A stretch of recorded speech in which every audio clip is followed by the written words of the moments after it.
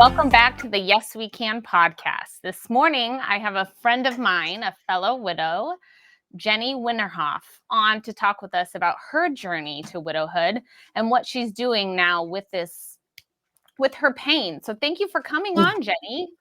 Yes, I'm thrilled to be here. Thanks for inviting me. Yeah, I'm super happy we connected. Unfortunately, connecting because of our poor husbands getting cancer and passing away. Not to spoil alert. Right. We, just for those of you watching, Jenni and I met at a widows conference. We both are a part of an organization called Never Alone Widows, which is a Christian organization that's nationwide. We both belong to our own local chapters, and there are many local chapters across the country. So if you are a widow and you do want to join, they invite everybody in with open arms. But it is a Christian organization, just for those of you watching. And we met at the conference and totally hit it off. And here we are. We went to a retreat recently where they had some widows with young children.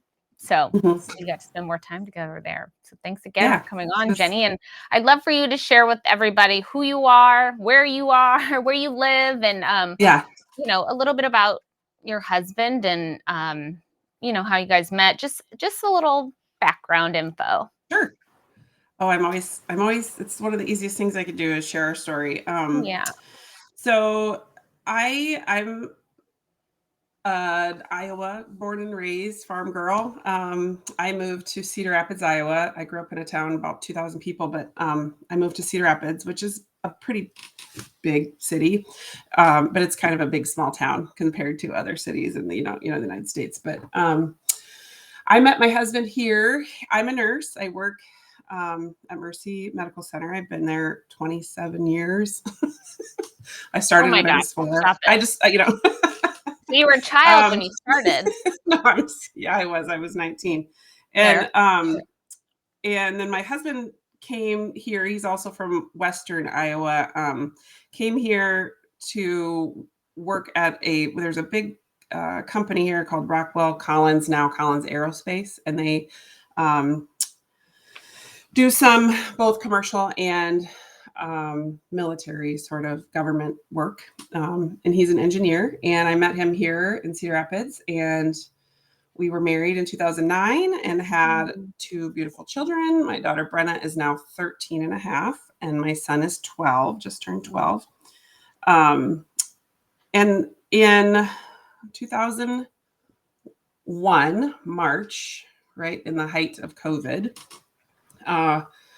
my husband just started to have some vertigo, and we were planning to go the very next week on a spring break trip to Universal Studios and take the kids, for the first time down there. And he started having some vertigo, and I was like, listen, you got to get this checked out, because I am not single parenting this down to Florida. And I'm not going to get stuck, because you can't fly because your head's spinning or whatever, because he's had vertigo before. And so I thought nothing of it. Sent him to physical therapy, and they're like, this is not vertigo. And I was like, I was of course, being a nurse, I was like, what was going through your head, Jenni? I immediately thought it was a brain tumor. I immediately thought I said it out loud to my neighbor, because then he was supposed to have an MRI the next day, but they messed up the insurance. And so that was on a Friday. So we had to wait the whole weekend to get the MRI. And I said the words to my next door neighbor. I said, I don't know what this could be. It's other than a brain tumor. And she's like, don't say that, don't say that. So I knew what we were in for if it wasn't a simple fix. His 43rd birthday was on that Sunday. And then, Monday, we got it rescheduled for Tuesday. And he had the MRI. He got home, and like within about 20 minutes, I was getting a phone call, and I thought, why are they calling my phone? Like, this is a scan that my husband had. Well, she was calling to see if I was with him, and it was the doctor's office saying we had to go to the emergency room right away. Oh my goodness. And so, I'm a nurse. I knew what we were dealing with. I was like on my knees, literally, and wailing. And Chad's just like, what's going on? So Chad is his name? Chad. Okay, that's what I thought. So how did that, and if you ever feel uncomfortable, Jenni, or it's too much, I mean, just tell me. That's okay. Okay. I'm super emotional, and I know that kind of puts people off, but no. It's just part of what it is, right? Like, it's just part of what it is. Of course. And I mean, Yeah, please a be human yourself. story. And Yeah. absolutely. And people need to know the real raw, what truly is affecting us, all of us, and truly going to affect, if not all, most of us in our life between, So anyway, when did you share that news from Chad? Did you get off the phone, or were you on the phone and like, Chad, you need to come here? I mean, from my reaction, I think he kind of figured out that it was not very good. Yeah. And that I said, it's a brain tumor and we need to go to the emergency room right now. And of course the kids heard the commotion and they came running. They were a lot littler. They were 8, 9 or 8, 9 and 10, somewhere in there. And I said, listen, we're not going on vacation and I don't know what we're going to do, but it's going to be okay. We'll figure it out. And we're going to go to the hospital and see what they tell us, So we dropped my kids off and we ran, and all to just kind of sit there for about 5 hours before we really had any info.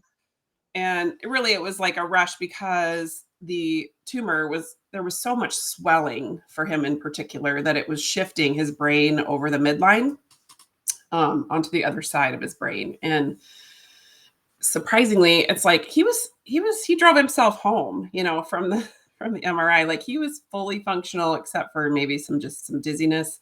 And he had described just a tiny bit of like numbness in his fingers. But was just very like zingy, like temporary, here, come and go. And so, of course, Jenni, it was just can I ask you real quick? Did you know it was a cancerous brain tumor, or you just knew it was a tumor and it was not good? The odds are very good that it's not. Okay. Not generally speaking, good. If you have a brain tumor, it's likely cancerous. Correct. Okay. Yeah, correct. And I didn't know, even being a nurse, I didn't know a lot about this, but sure did get a lifetime of education in a very short amount of time because, even, they're just trying to give us minute to minute updates. And it's like, you're talking to at 10:30 at night, an intern of a fellow of a, way down the line, I want to talk to the surgeon or whoever's at the top, but like, you're about 9 layers deep. And, but you're a nurse. Did that have any, sorry to interrupt, did that help at all? I mean, you're a healthcare professional. So did that speed up or get you more communication?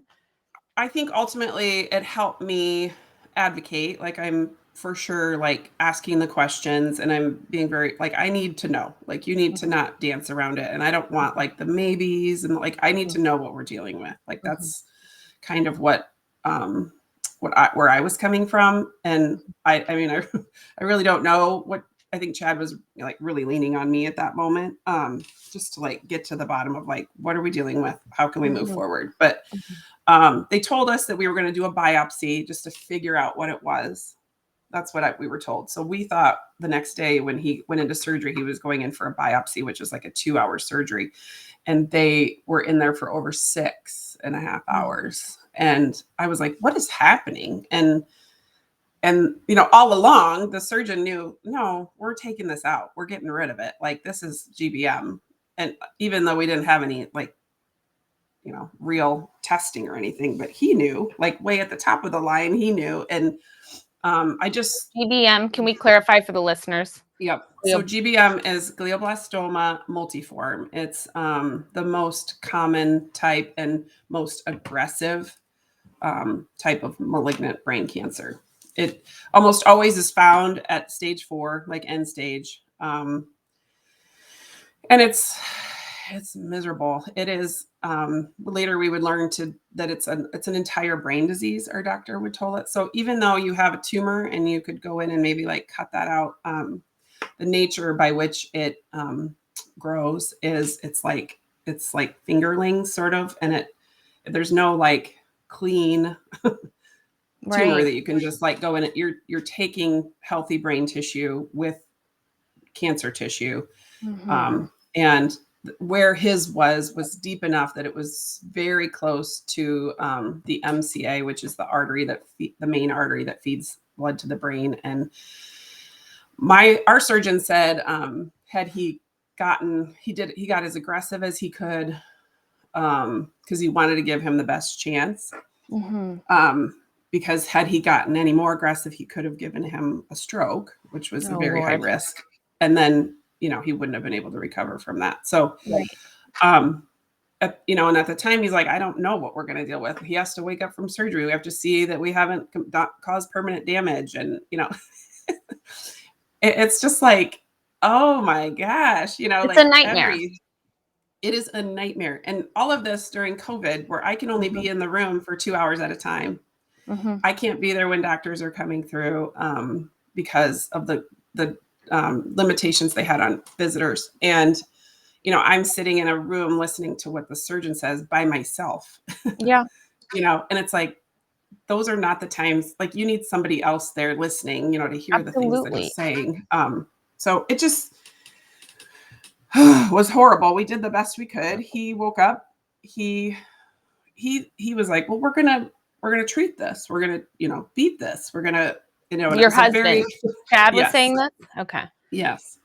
He's definitely a positive thinker, glass half full kind of guy. And he, when he kind of was hit with no, this is not one of those kind of cancers that you can treat. It's very unlikely. It's very unlikely that you'll survive this. And then it hit him. And I was like, oh, wow, it got really dark there for a day or so. And I was like, I'm going to need you to like dig deep and like, we're going to do every damn thing we can to throw at this thing. We're going to, we're going to fight it. We're going to be the one that like beats it. Right. So no, sorry.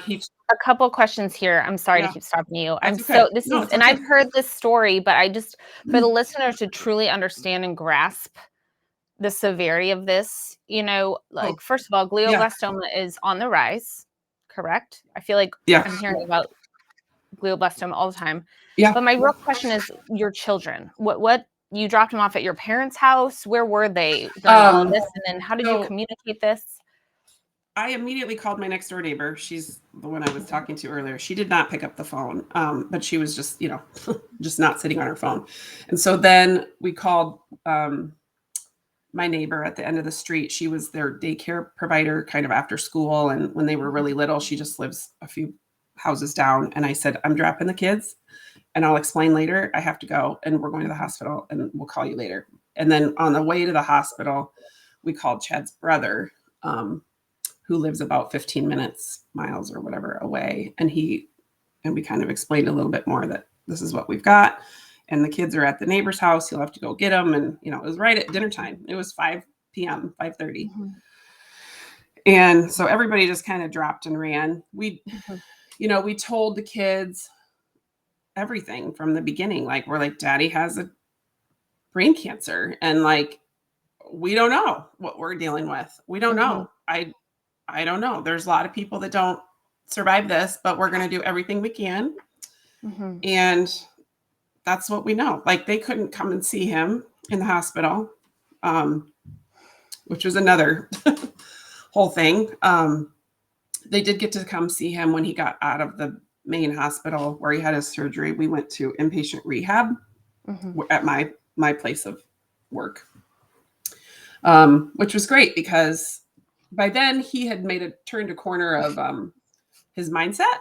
And he was like, when do we start? Let's go. I'm not walking with a walker. I'm sick of being sick. So let's go. Like, when do we start fighting? From his hospital bed, he was planning an awareness walk. He was like, we're going to raise money. I don't know what we're going to do yet, but we're going to put it towards a cure. We're going to work with our physicians, whatever we have to do.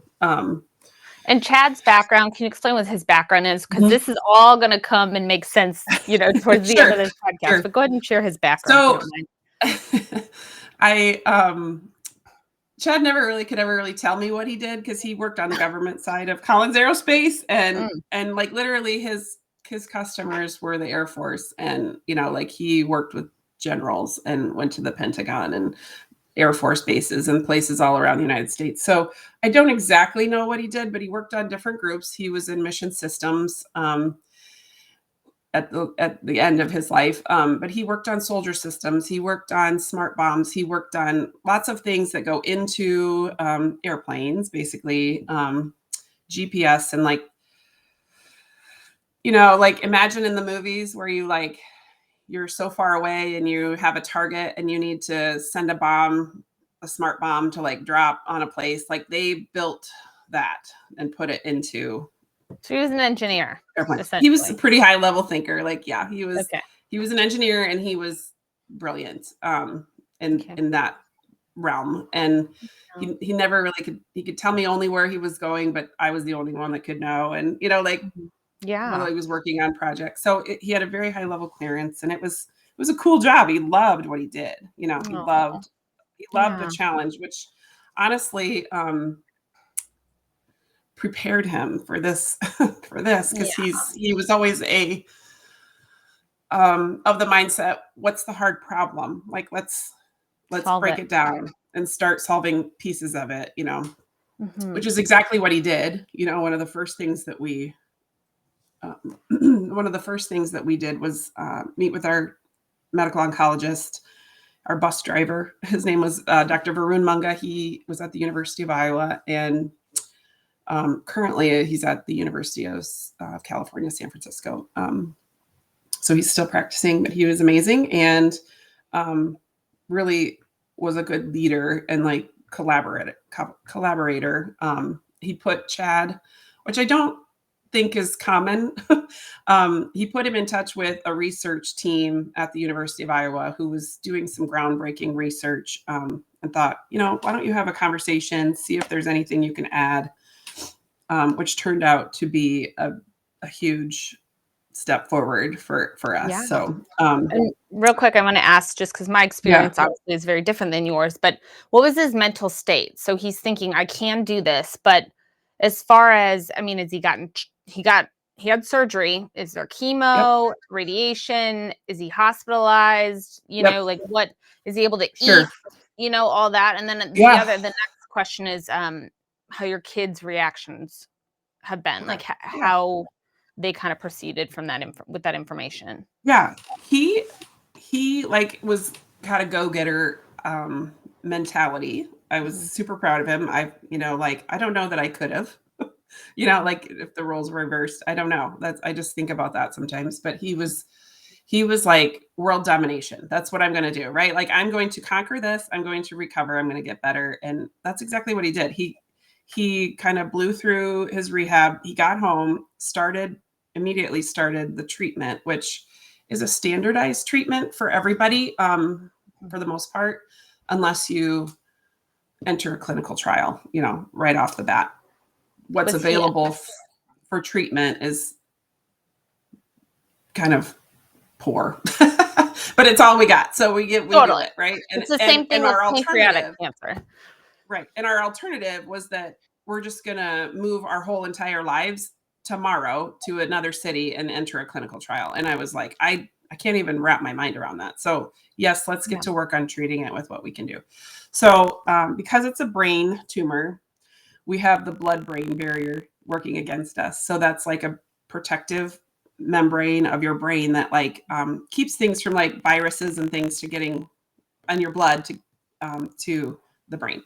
And so it's also very hard for medicine to get from your bloodstream to your brain. So that worked against us, which makes it very tricky to treat, as part of the reason. And he took a chemo pill. So it's not IV chemo, it's a pill. 5 days a week, I think, or no, he took a pill on the weekends, and then he did 5 days a week of radiation, like low dose radiation, for 7 weeks. He did that. That was round 1. Then you take a month off, and then you you enter the second phase of treatment, which is also the standardized treatment of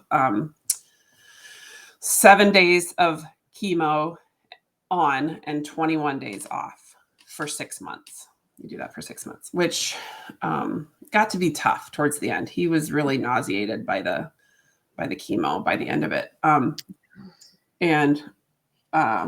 But you know, he went back to work. So this was March. He got out of the hospital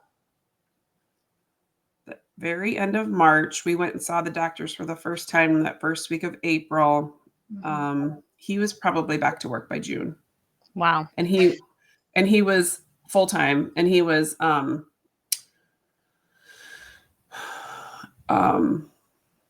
mean, he had a great environment at work. They were very flexible with him, but he made a full recovery. He went back to coaching my son's baseball team. He went to, I mean, it was like for over a year. Yeah. For over a year, he was physically like, you didn't even know. It was kind of scary because it was like, you wouldn't even know that we went through this almost, if you looked at him, you know, for about 13 months. But Jenni, let me stop you and ask you. Yeah. Are you thinking, and you answered my question, you went back to, you know, life as it was, as the best you could, but you as a wife, in the back of your head, were you like me and thinking, by the way, did you keep working? I did, but I switched my job. I was working part-time, but I was punching a clock. I was in a cardiology group, which I loved. And then I moved to more of a flexible stay-at-home care coordination role. So, and I'm still in that because it's like, I need more than anything flexibility. So yeah, I changed my role. So were you thinking the whole time, first of all, were you able to check out at work, or were you like me in that cancer tainted every thought? I mean, it was just this huge cloud, or were you able to compartmentalize a little bit? I was sort of following Chad's lead. I think I could have gone into this like whole deep dive of like it just taking over my life. Right. If I let it, but he was really a good like leader in like keeping things positive and being grateful for what we had. Amazing. And it was like, how can you how can you not, when he's in that mind space? Like he really didn't even want to discuss the alternative, and which isn't always good either, but like it kept us in a very good place, and it was incredibly inspiring to everyone, you know, that we met. Well, the power of positivity is so incredible. Absolutely. And part of, with cancer, oftentimes comes anxiety and depression for the whole family. It just is what it is. So, and there is research done on people that can stay positive, that their outcomes often are much better than those that rightfully so succumb to the depression. I mean, it's a huge battle mentally. I bought a book for him, and I'm not going to be able to tell you exactly, but it was like Be the Placebo or whatever, you know, like like it's all about mindset, and like you have to keep your mind there. And thankfully he was able to do that pretty easily because that's his nature. But I could then like sort of follow in this because I wrote the Caring Bridge posts, and I, you know, like I gave the updates, and I kept it very, very positive because really, I mean, we experienced, like he lived for 30 months, and like that's long-term survival, you know, in glioblastoma. So we were given a less, like a 2% chance of living 5 years. And so that knocked the legs right out from under him. Like he was like, we're going to do this and we're going to do this. And they're like, no, you don't qualify for that clinical trial. No, that treatment's not available. No. These are the odds. And that surgeon was like, it was kind of like, it was nice to know you. And we went to the car and we cried and we're like, screw him. Like in the nicest way. But it was like, he's not God. He does not get to write the story. And like, this is for us to like figure out. Right. Like, and then we met with our medical oncologist who gave us a lot more hope. So, really that's really what really inspired him too, was hope. You know, he met with and actually to go back and talk about my kids, Yeah. I think it was, I mean, realistically, it was challenging for them to like wrap their heads around what the heck was going on. Like they had no idea. They saw us crying. They saw, you know, us happy. They saw him doing great. And they're like, my dad has cancer. And they knew that, you know, we had to baby some things and there were some things he could and couldn't do. But really like, it was challenging. But I think keeping them apprised as we went along, like, listen, we had a good scan today, or, you know, no, we're a little worried about some spots. And so this is where, you know, we need to keep praying, or we need to, you know, like keep our positivity and things, you know, like that's all I could do. That's all I could give them. And just to be real with them, because I wasn't going to fill them with, no, we're going to be great, you know, because I didn't have confidence. I mean, honestly, I did not believe in my heart that was really the end. Like I knew this was gonna kill him. And when you meet people along the way, it's like they live for 9 months or they live, you know, a very short time. It's like, how can you not be grateful? Yeah. For 30 months and a full recovery, you know, like that is, it was a gift. So, it gave him time to do this work that I personally believe is part of the bigger story. But he went right to work and was inspired by these researchers. They were doing some research with diabetic mice and found that this treatment they were using, which is electromagnetic and radio frequency, gave some mice with diabetes better controlled metabolisms. And so when you think about how you can sort of control the metabolism of a cell, you certainly want to be able to control a cancer cell, right? Like metabolism is how quickly it sort of like lives and breeds and then dies, right? The cancer just never dies. It replicates so fast. Its metabolism is so high. And if you can alter that in some way, that's the money right there, right? Like, so he was inspired by that, and he's like, well, I love this idea. I love the research that you're doing. Like, how can I help? And they're like, well, we need to build a prototype. I mean, this was a theory in, you know, the spring of 2021. And he's like, all right, so what's the hard problem? You need funding. I'll go get it. So he went, that was one of the problems. We had money by that time. We did a walk in May. May is the Brain Cancer Awareness Month. And so we did our first walk. We raised quite a bit of money, like I'd say somewhere around $35,000, and didn't have plans for it. So we said, here, take this. We gave him that. And then he went and secured about close to, well, overall it was about $400,000. He found that. And so they built a prototype, and it was ready to go while he's battling cancer. He is finding funds for a prototype for a theory that looks promising. Yeah.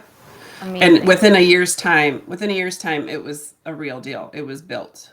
It was like, which is part of the amazing thing is like, if you know anything about research and cancer and clinical trials, I mean, it's 20 years time from idea to actual. Way too slow. Yeah. So it was pretty magical. And then we did our own sort of moonshot.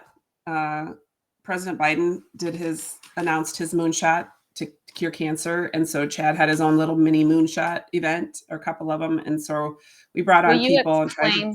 Jenny, will you explain what that is? So the moonshot, so President Biden put forth an initiative in 2022 to end and cure cancer. His son died of glioblastoma, actually. And he tried to reserve some funds for the treatment and research and like to just get it done, right? Chad was very much inspired by that. And really it was one of the big things. I think we brought a lot of people on. We took it on the road, right? Like we took our story, we told our story, which again is part of the whole process of, growing, is like people want to hear these stories. And then I believe personally, like it will connect you to the next person, like I know from a fact that glioblastoma affects all these people, and everybody's sort of doing their own grassroots foundations or whatever it is. But, if we combine our powers and our sources and put it behind something that is really promising, I believe that we can get there. And we can make a treatment that is effective, affordable, and accessible and safe. And that was the goal of CHAD. Is, first of all, not everybody has the same insurance anymore, and so not everybody gets the same opportunities. Right. It's there are no effective treatments. There's treatments, but they're not effective for brain cancer. Can we stop right here and point out? I'm glad that President Biden, created that initiative. But my question is, why isn't every president doing this? Why aren't we doing this for more cancers? Why does it take them affected personally to try to scrounge up money essentially and allot it to a certain like, why isn't that happening with the cancers that are killing our people? I don't understand why it has to be this special thing. Do you know what I'm saying? I do. It is. Yeah, it's incredibly frustrating, and I'm no expert by any means, but I have lived in the Midwest my entire life, and I do know that we are at a much higher rate we are at a much higher risk for getting cancer of any kind of type. And I do feel like it starts with what we put in our earth and what we put in our bodies and what the FDA allows us to have in our food and our drink and our chemicals. And I think it is affecting us. Like it is affecting us. And I that's just a gut feeling I have. We're just so much more prone. Yes. Because we don't know what causes glioblastoma. We don't know why it happens, and there's no way to detect it until it's deadly. Right. And so I just think there's a lot to do with that. There are questions I have is like, the more you research, you find there's big hot spots of glioblastoma, of like factories or schools or whatever it is. And it's like, why is the EPA not focusing in on these? And there has to be something, that that is a common denominator. And I just, it's frustrating. It's frustrating. Yeah. Because, there's a lot of famous people that have died from glioblastoma. And it's very, until we were diagnosed, it's really not, you don't really hear much about it. Right. Now that we've been involved with it, like it's everywhere. Well, yeah, I know. I feel like since I met you, I hear it all the time. And I'm always like, of course it's glioblastoma.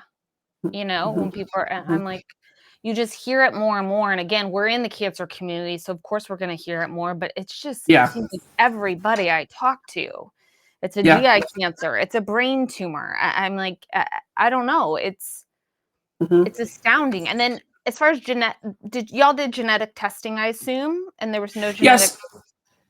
Well, they have to do genetic testing in order to figure out how to treat it. They did find something interesting with Chad's tumor in the way that, and then they reclassified all glioblastomas in 2022 because they found that we were told at the beginning that Chad has a marker. It's he was grade 4 IDH1 methylated, and that means a lot to people who have had it or don't have it. But that group of similar patients make up and represent about 5 to 10% of all glioblastomas. That one marker is about 5 to 10%. And interestingly enough, those people have just a slightly better outcome than everybody else, and they respond better to treatment slightly. And I'm, months difference. But they reclassified those people in 2022 as astrocytomas, which is what Chad had. Okay. Which could explain why he lived 30 months and didn't die after 9. Well, but plus the positive attitude, and then so then the prototype was made, and then he was able to use it, or how did that go down? Well, it took a little bit. So he was fully recovered from March. Well, he had a surgery, but until like July of 2022, we got an inkling that one of the scans, there was some movement on the tumor. And because not all of his cancer was removed. They couldn't get every little bit of it because of the proximity to that artery. So, but it was stable for a long time. And he, there's a lot of back and forth for about a month or so about, can we reoperate, things like that. No, it's not likely. And so in September of 2022, we entered a 30-day clinical trial of a medicine that was supposed to help open the blood-brain barrier. And then he took more Temodar to sort of like get it in there. That did not work because it continued to grow. So in October of 2022, he got high dose. It had been long enough from the original radiation that he had. He was able to take high dose radiation, which was about 5 days in a row of really high, like they nuked it, right? Like they just went after the tumor and focused in on that little spot. Radiation. Okay. And radiated it.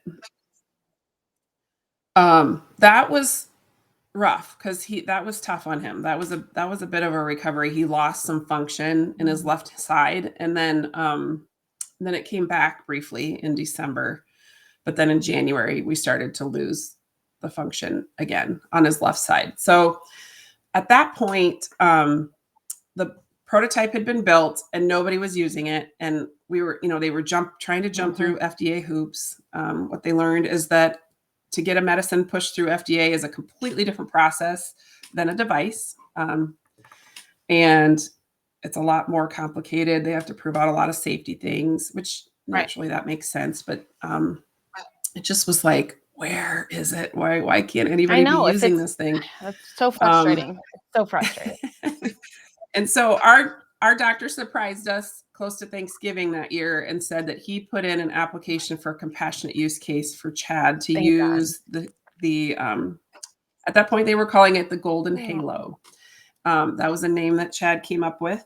And they, just to sort of roughly describe what the device is, he slept in an energy field that created an energy field of electromagnetic and radio frequency. And he slept in it. And basically those waves talked to the cells and sort of told them to like speed up their metabolism so they would combust. So it would essentially teach it how to die. And that was the goal, right? To get to use it. We got approved to use it. And then the doctor's like, well, we're not going to use it yet.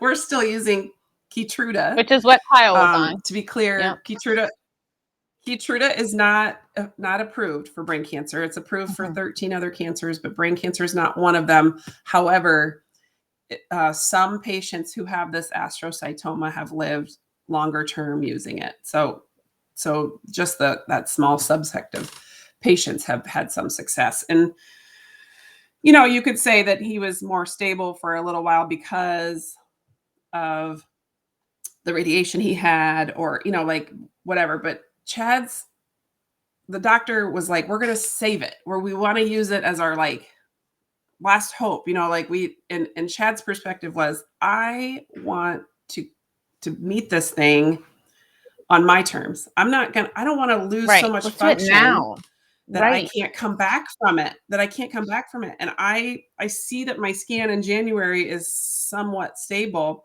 but I'm starting to lose function on my left side. So that there's more to treatment and symptoms than just looking at a scan. And so he's like, I would like to forego the Keytruda against our doctor's advice, and do the right now. I want to do it right totally now. And he had understand that. so much Yes. faith in this. He had so much faith. And I was like, this is where I was like, oh my God, the doctor's Yeah. telling us not to. And I'm like, are you sure? Are you sure? Like, what are we doing? Yeah. I was scared to death, but I knew that there was no Yeah. talking him out of it. And, you know, like all this way, we came all this way Right. to not use Right. it, you know? So, if we were ever given the opportunity, we said we would. So, they went forward and we installed that thing, and it was big and At clunky. home or at the hospital? Okay. In our house. It's in our house.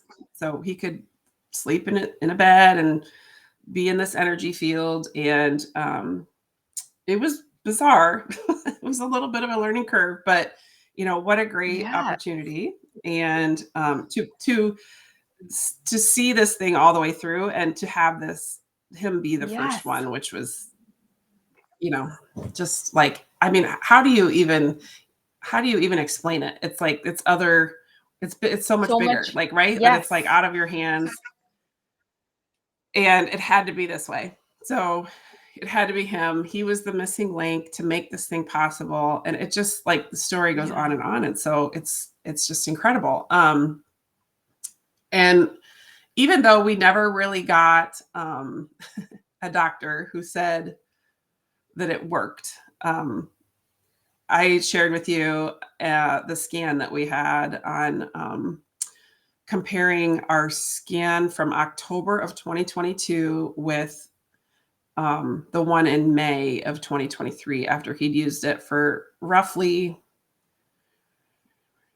3 months. He used it for 3 months. Without any other treatment, or did he have treatment in conjunction? In addition to the Golden Halo that he was using, he was taking Lumistin, which is a type of chemo. And like, you can't see the cancer. Like, you can clearly see the cancer in the one side, and it's like, it's just not there on the other side. And I was like, is anybody else seeing this? Does anybody else see this? Somebody tell me. Like, I don't know how to read MRIs, but you can clearly see that cancer is not showing up. And it was like, they're like, well, it's stable. That's what they said. That's the only thing they would give me. And I was like, okay, we'll take that stable all day long, you know, after all the other crazy scans. So it was like, we were like jumping for joy. We were jumping for joy. So there is something. There is something there, you know. And unfortunately, that technology, what they learned is that brain cancer is so crazy adaptive that it stops working after like 4 to 6 months. So you almost have to have like a round 2 or like something else to hit it with after. And in exactly true form, July, August of 2023, he started to have some, which is exactly 4-5 months later, he started to have some mental capacity issues that, you know, being so close, I didn't really even see him right away, but then like it very quickly declined. So, you know, we just didn't have number 2 ready. And, you know, in the middle of all that, Chad also helped the researchers by redesigning the 2.0 version of it, which is now going to be in a clinical trial, hopefully in early, like, January of 2025. So we're going to get to the actual clinical trial part of it. And I'm just really excited. I can't share a lot about the new one just because it has to do a lot of testing and stuff, but it is better. It's improved, and it's better. This is amazing. I'm hoping it's going to be more effective. The other interesting thing is they also tested it on lung cancer. So it had the same effects on, just amazing, ultimately, on lung cancer mice and pigs. So our hope is that, you know, obviously that it helps with great brain cancer, but ultimately this could be something that changes cancer, period. Amazing. And, you know, it's the proof is in the pudding, and hopefully we'll see very quickly some things helping people. And what I'm really most proud of is that they're starting, you know, right here. And so some of the people in our own community that we've met along the way, because we've had 4 walks now or whatever. These people are all new, you know, new patients in the last year or 2 that have been diagnosed, and they're hopefully going to get a chance at having a crack at this. So, Jenny. yeah, it's so exciting. So exciting. And, you know, I want people to know this is not clearly, you know, it's not an easy feat, but to get something, you know, from theory to design to humans, the amount of funding and literally hoops on fire you have to jump through, like, you're making it sound, it's not, this is not an easy feat. Like, this is groundbreaking cancer treatment. And it's probably taken a lot of money and a lot of, you know, fundraising. Can we chat? So can you give us kind of an idea, if you don't mind, you know, when Chad passed, the end, you know, he ended up passing, right? The cancer came back and there was no other option. So in September of 2023, he became really weak, and you know, he was still using the halo, and I was having difficulty getting him in and out of the bed, and he just wasn't as mobile. And I was like, I need help. So I took him in. I was thinking, geez, like maybe he's got a UTI or something that's like setting him back. And so I'm like, we just need to get that all figured out. Well, he really declined a lot in the hospital. And so I was like, well, I didn't say, we were on this sort of last ditch medicine that was $34,000 a bottle. And we had only been on it for a week or 2. And it took a lot of effort on my part to get approved for it. And it was like, I was turning gray by the minute. And we got it approved, and he had been taking it for about a week and a half when he started this decline. And so I was like, is this medicine doing it to him? Or is he, you know, like got an infection somewhere? Or like, we need to get to the bottom of this. And I ended up taking him to our hospital because I felt like the University of Iowa is 35 miles away. And even though that's where his team was, I didn't feel like they were going to be able to do anything different, you know, as far as testing and things, even treatment for that matter, because really at this point, like what are our options? And plus then he could be close to home. So I took him into our hospital here in town, and, you know, he just, that nobody could really tell me if they didn't think it was the medicine, but ultimately we ended up stopping the medicine that I fought so hard to get. And it took 2 days to get it out of his system to see if that would be the magic, you know, and it didn't help. So we tried a lot of therapy. He just didn't have it in him. And then ultimately we went to the hospice house. We have a hospice house here in town, which is a huge blessing as well. So yeah, I mean, I think ultimately Chad knew that this would happen. But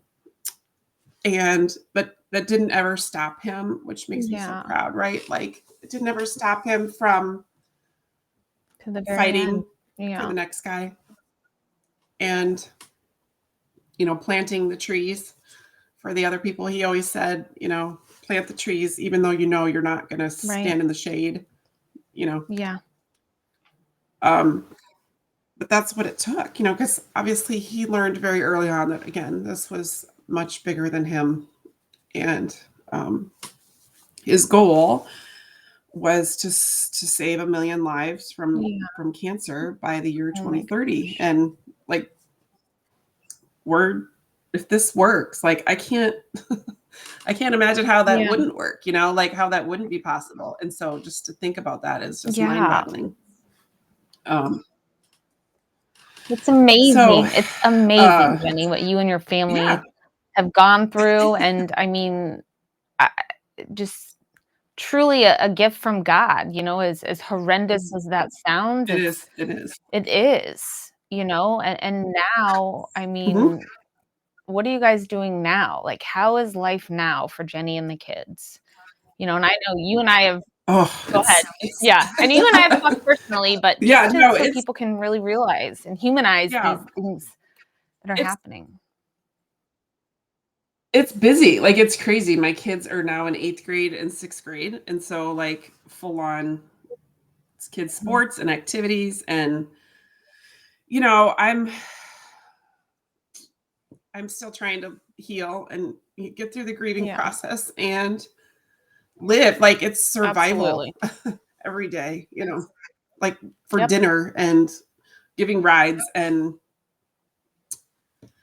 I I'm I'm grateful that we have it, right? And that we have each other, and that we have opportunities. There is no way I could do it without the village and my community that I have.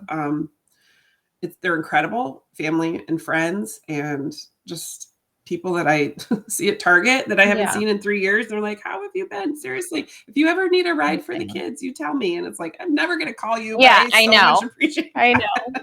Yeah. I have no idea what it means. Oh, People yes. checking in. And really, the other thing is that Chad talked about was the gift of cancer. And the gift of cancer is like, meeting these people and being able to talk them through their journeys and or support them, meeting people like you and meeting, like the whole thing. Like, none of this would have ever happened to us if we wouldn't have gone through this. And it's just Yeah. such a gift.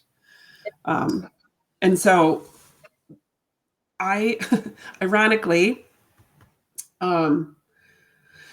in November of 2022, so kind of right about the middle of the second round of his illness, one of my now best friends, her kids go to our school. They live about a mile from us, and her husband was going through the same thing. He just was diagnosed age 37 years old. And so, our kids saw each other in the hallway at school, and it was just crazy that something like that could happen to somebody so close, proximity wise to us. But we very quickly became very close with them, because nobody gets it like somebody who's going through exactly what you're doing. There's zero chance, and that's why us having our widows group and connecting with each other, realizing that we can move mountains together, and we can bond. Yes. And she was actually my roommate at the retreat, so I got to know her really well. I just adore you too and what you're doing. I'm also Nebraskan, so right next door to Iowa. So I feel like this Midwest tie. And can we talk about real quickly before we end this, what you guys are doing and how people can help and support? I know you guys are doing some really amazing things. So we have a website. It's called thrivebraincancer.com, that you can go on and check out. We have a bunch of friends and people that we've supported along the way who we fight for. We do a walk every year in May. It's always going to be the last weekend of May, which is a tricky weekend because it's a holiday weekend, but it's our best chance at good weather in Iowa. And it's been super successful. We have apparel and things that we'll sell. And thrive is a word that Chad came up with because he's like, I don't want to just survive this. I want to thrive. I don't want to be a survivor. I want to live my best life. And so that's always kind of been part of our motto. In addition to that, one of the friends that I also met through glioblastoma, she has a banquet, or she started kind of like a burger and beer event every year. Well, this year we wrapped some cans of local brewery and sold those at the event, and had a silent auction and live music. And it was a really, really popular event. And then, I turned what we started into a nonprofit this year officially. So we can hopefully make some big leaps with some big donations and things in the future. We have a lot of ideas. Of course, I'm a single mom now, working part-time and trying to survive my life. But I think I would, like you said, maybe start my own local chapter of Never Alone if I had more energy and time. But that's like something I think about, or even put more time and energy into the in doing more events or more awareness, and as much as we possibly can.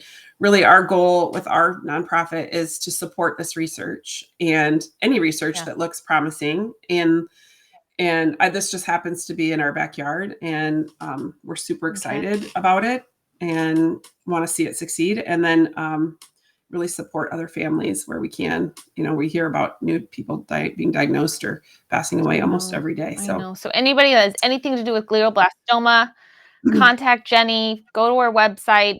If you have a heart for giving and you truly feel passionate about cancer research and the glioblastoma or brain cancer space, please reach out to her. You guys, every single dollar counts. When we seed this research, it not only helps those that are currently being diagnosed, but future generations. It matters. We've got to fund it now in order for our kids and their kids and their kids to have a different life with cancer, to be living with cancer differently. I have 2 final questions, and I'm sorry, I've been batting away fruit flies because for some reason we have a fruit fly issue in our studio. I don't know what happened, but like really awkward. I'm like batting things away. You can't see them. Sorry. So 2 questions before we go. One, if there's one piece of advice someone has given you, maybe not even while Chad was battling, or maybe, but in your life, one piece of advice or something someone has said to you that stuck with you, and maybe changed the course of your life or your thinking in life, what would that be? It was the surgeon that came back and told me what I was dealing with. One of the things he said was, you just need to take each day by day, like one day at a time. Look an hour ahead or 2 hours ahead, or because honestly, that's all I could manage some days. And even now, when I thought, now I'm on the other side of this, right? And I really wish, I really thought I would be like somewhere else, but I'm still taking every day by day. I'm not thinking about next week. For me to think that far out overwhelms me and brings me some like anxiety, in a way, to like think that far ahead, because that's all I can really operate in. And that's really helped me manage it all, right? Like I will look at tonight, and I'll think about dinner tonight. And then tomorrow I'll think about dinner tomorrow. Or whatever's going on the calendar, I will manage it then. And there's been a few occasions where I've been able to look forward a little bit, but when the opportunity came for the conference to go to the conference again in the spring, I'm like, I'm going to buy my ticket, and I will not even think about it until, what I'm going to do or how I'm going to manage it until shortly before that comes. And that's exactly what I did. And I and many other widows, as you know, are in your shoes.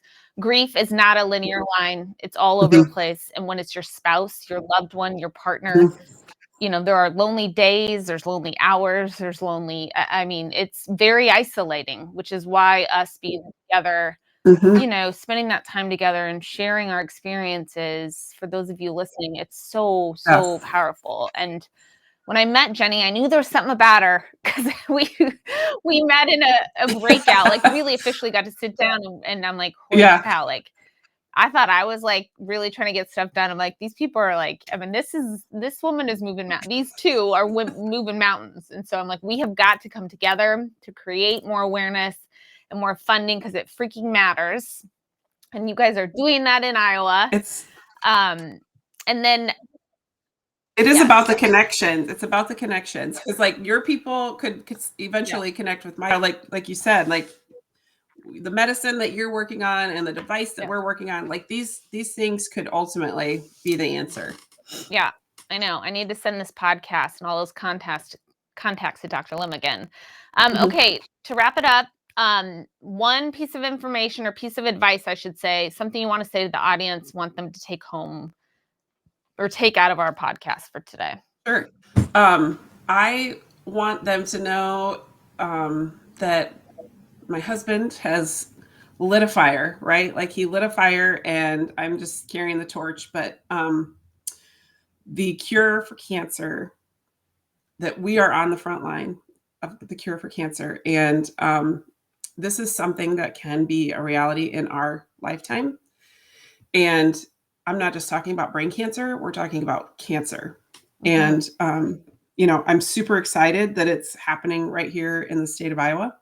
And it's going to be very soon brought to people in this community. And I'm just excited that we get to be part of it and tell people about it. And if you have ever had anybody that you love that has ever died from cancer, or that you feel passionate in a way that you want to somehow help, go to our website. It's super easy to donate. It's www.thrivebraincancer.com.